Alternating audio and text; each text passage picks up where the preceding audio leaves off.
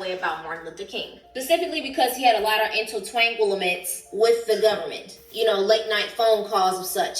Also, TikTok is videos for educational purposes. Now, I've already talked to y'all about the donkeys, and if y'all don't know who the donkeys are, it's on my page, me explaining it. If you can't find it there, they might have deleted it. It's on my YouTube. Now, the civil rights movement was about equality, equal rights for melanated beings. Now, there was a disagreement between Malcolm X and Martin Luther King on how the rights and the society of melanated people and how they should live.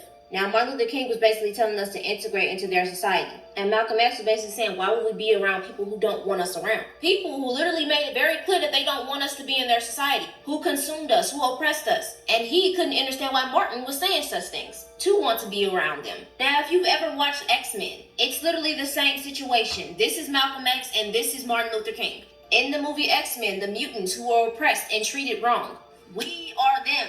Professor X was always trying to be good and see the good, just like Martin.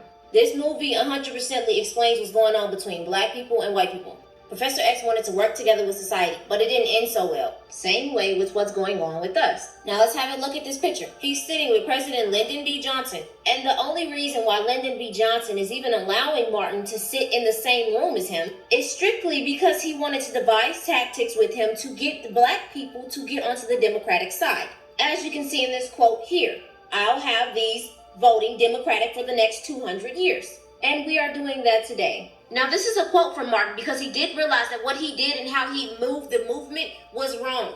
We have fought hard and long for integration, as I believe we should have, and I know that we will win. But I've come to believe that we are integrated into a burning house. Now, when Martin starts to see the dirty trick that happened between him and the oppressors to try to get equal right, he ends up getting assassinated right after he said that.